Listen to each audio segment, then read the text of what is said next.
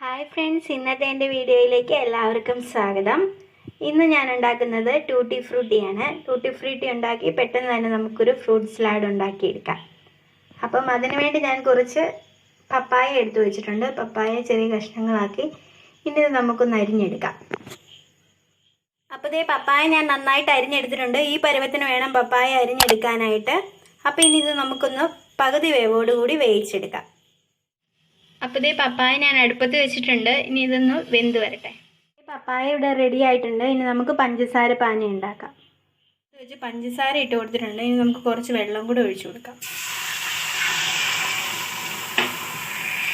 ഇനി നന്നായി ഇളക്കി കൊടുക്കാം.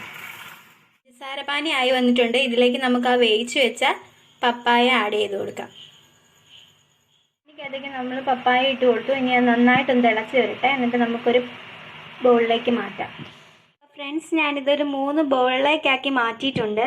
ഇനി അതിൻ്റെ കൂടെ നമുക്ക് ഫുഡ് കളർ ആഡ് ചെയ്ത് കൊടുക്കാം. ഇപ്പം എൻ്റെ ഇരിക്കുന്ന 3 ഫുഡ് കളർ എന്ന് പറഞ്ഞാൽ ഒന്ന് ലെമൺ യെല്ലോയും, ഒരെണ്ണം റോസ് പിങ്ക് ഉണ്ട്, ഒരെണ്ണം മാംഗോ ഫ്ലേവർ ഉണ്ട്. അപ്പോൾ ഇത് നമുക്ക് ഓരോ ബൗളിലേക്ക് ആക്കി കൊടുക്കാം. ഞാൻ പപ്പായയിലോട്ട് 3 കളർ ആഡ് ചെയ്തിട്ടുണ്ട്. ഇനി നമുക്കിതിലേക്ക് 1 സ്പൂൺ പഞ്ചസാര പാനി ഒഴിച്ചു കൊടുക്കാം. എന്നിട്ട് കുറച്ച് നേരം നമുക്ക് റെസ്റ്റ് ചെയ്ത് വെക്കാം. ഞാൻ ഒരു മണിക്കൂറൊക്കെ വെക്കുന്നുള്ളൂ.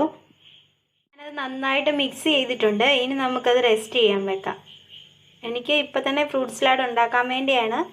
അതുകൊണ്ട് ഞാൻ അധികം നേരം വെക്കുന്നില്ല, പെട്ടെന്ന് തന്നെ ഉണ്ടാക്കാൻ വേണ്ടിയാണ്. എല്ലാവരും നോക്കിക്കേ, എൻ്റെ ടൂട്ടി ഫ്രൂട്ടി ഇവിടെ റെഡി ആയിരിക്കുന്നു. ഇത് ഞാനൊരു പേപ്പറിലേക്കാണ് ഇപ്പോൾ സെർവ് ചെയ്ത് വെച്ചിരിക്കുന്നത്.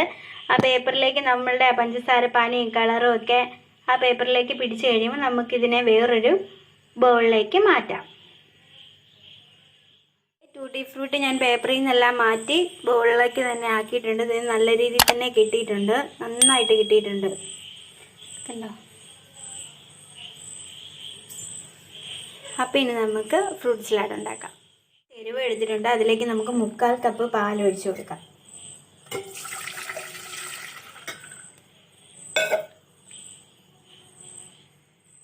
ഞാൻ 1/2 കപ്പ് പഞ്ചസാരയും കൂടെ ആഡ് ചെയ്തിട്ടുണ്ട്, ചെറിയൊരു കപ്പ്. ഇനി ഇത് നമുക്ക് നന്നായിട്ടൊന്ന് തിളപ്പിച്ചെടുക്കാം. ഇപ്പം പാല് തിളച്ച് വരാറായിട്ടുണ്ട്. അതിലേക്ക് നമുക്ക് കുറച്ച് കോൺഫ്ലവറിൻ്റെ 1 ടേബിൾ സ്പൂൺ ഞാൻ ഇട്ടിട്ടുണ്ട്. പിന്നെ കസ്റ്റേർഡ് പൗഡർ ഒരു 5 ടേബിൾ സ്പൂൺ ഞാൻ ആഡ് ചെയ്തിട്ടുണ്ട്. ഇത് നമുക്കിനി ചെറു ചൂടുള്ള പാലൊഴിച്ചൊന്ന് മിക്സ് ചെയ്തെടുക്കാം.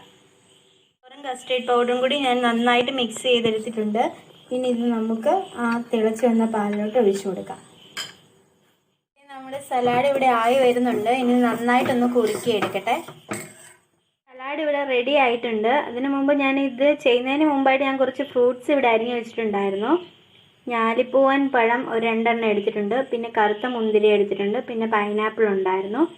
ഇനി അതെല്ലാം കൂടി ഇട്ട് നമുക്ക് ഫ്രൂട്ട് സലാഡ് ഒന്ന് ഡെക്കറേറ്റ് ചെയ്തെടുക്കാം.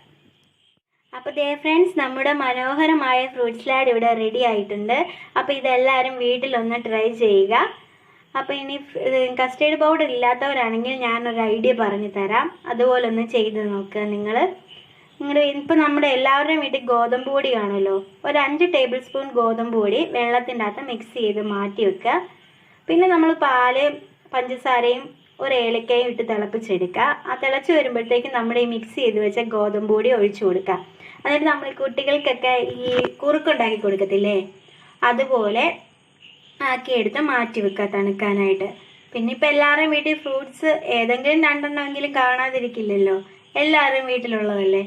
എന്നിട്ട് നമ്മൾ ഇതുപോലെ ചെയ്യുക. പിന്നെ പപ്പായയുടെ അത് നല്ലതാണ്, ഫുഡ് കളർ ആഡ് ചെയ്യണമെന്നേ ഉള്ളൂ. അതില്ലാത്തവർ അത് യൂസ് ചെയ്യണ്ട. ഫ്രൂട്ട്സ് ഇട്ട് ഞാൻ പറഞ്ഞതുപോലെ ഗോതമ്പ് പൊടിയുടെ അതൊന്ന് ട്രൈ ചെയ്ത് നോക്കുക. അപ്പോൾ എൻ്റെ വീഡിയോ ആദ്യമായിട്ടാണ് നിങ്ങൾ കാണുന്നതെങ്കിൽ എൻ്റെ ചാനൽ സബ്സ്ക്രൈബ് ചെയ്യുക. തൊട്ടടുത്തുള്ള ബെൽ ബട്ടൺ അമർത്തുക. എൻ്റെ വീഡിയോ ഇഷ്ടപ്പെട്ടാൽ ലൈക്ക് ചെയ്യുക, ഷെയർ ചെയ്യുക, കമൻറ്റ് ചെയ്യുക. അപ്പോൾ വീണ്ടും നല്ലൊരു എപ്പിസോഡിലൂടെ വരുന്നോടം വരെ ടാറ്റ, ഓക്കെ, ബൈ ബൈ.